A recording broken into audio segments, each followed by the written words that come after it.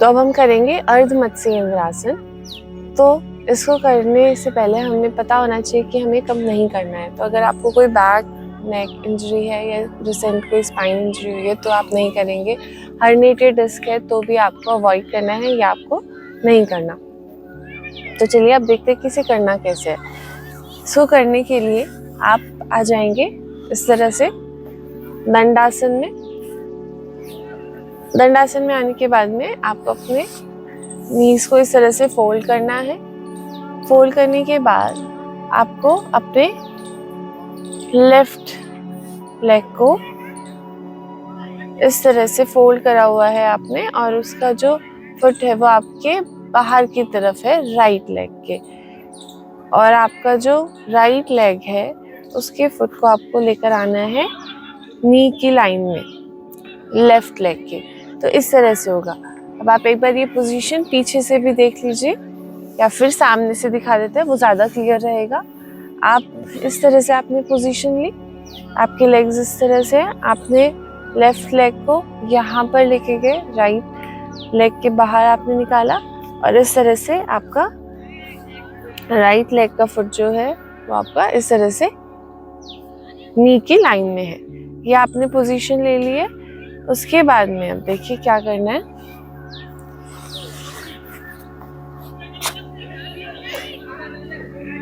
आपका जो लेग ऊपर है वही आपका हैंड पीछे की तरफ होगा। तो अभी हमारा राइट लेग का नी ऊपर है, तो हमारा राइट हैंड ऐसे हमें सामने से रोटेट करते हुए पीछे की तरफ लेकर जाना है।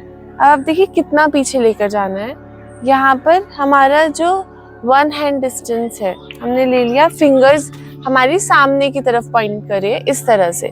अब मेरा जहाँ पर ये इस तरह से है, फिंगर्स पॉइंट करिए यहाँ पे, तो हमें इसको रोटेट करते हुए इस तरह से पीछे कर देना है। तो आपका ये पोजीशन होनी चाहिए। तो सेम अब देखो हमें राइट हैंड से करना है ये, तो हमने इस तरह से इसे रोटेट कर दिया। अब आपने लेफ्ट हैंड को इस साइड लेकर आए और आपने उसके एल्बो से अपने नी को स्ट्रेच करा उस साइड। यहाँ पर आप अपने हैंड को इस तरह से भी रख सकते हैं ऊपर की तरफ, पाम्स आपके राइट साइड फेस करेंगे, और आपको पूरा स्पाइन जो है पीछे ट्विस्ट करना है जितना आप कर सकते हैं।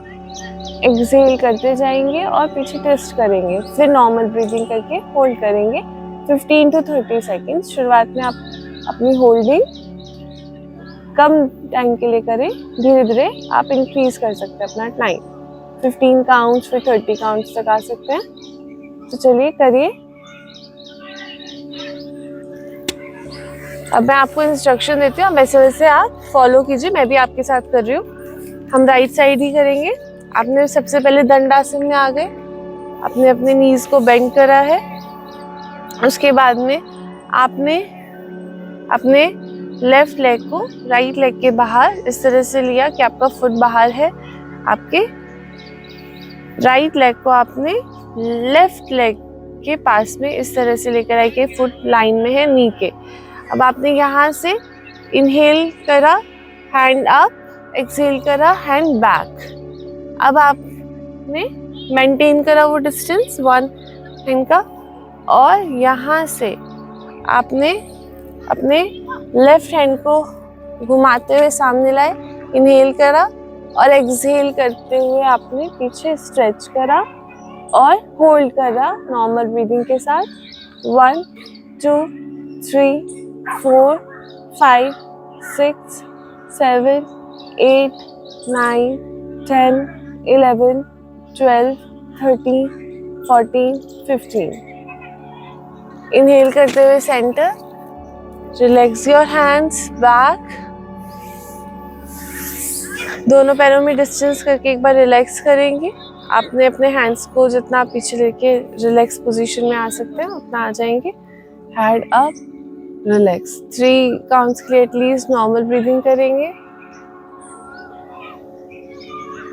अब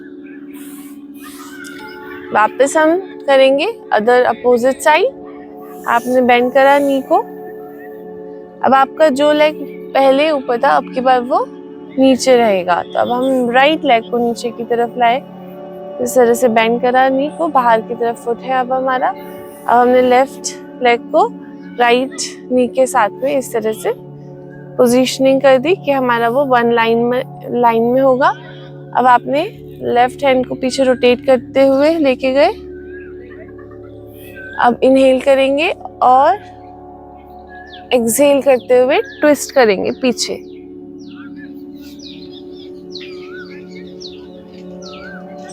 कोशिश करना आप अपने पीछे देखेंगे, होल्ड करेंगे नॉर्मल ब्रीदिंग।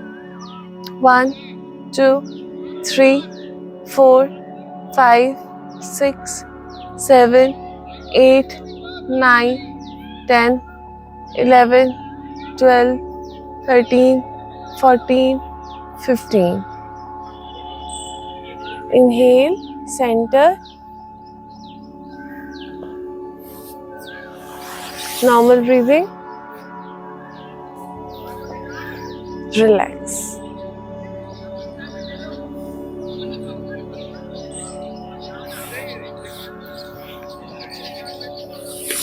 तो आप ये जब आसन करते हैं तो आप फील करेंगे कि आपकी स्पाइन जो है उसकी फ्लेक्सिबिलिटी इसलिए इंक्रीज होती है कि स्पाइन के सारे मसल्स जो हैं वह एंगेज रहेंगे और रोटेशन में हेल्प करते हैं। तो इससे आपकी स्पाइन की फ्लेक्सिबिलिटी इंक्रीज होती है, आपका डाइजेशन अच्छा होता है, स्ट्रेस रिलीविंग के लिए बहुत ही अच्छा आसन है ये। और इससे आपका पोस्चर भी करेक्ट होता है अगर आप इसे रेगुलरली करते हैं तो।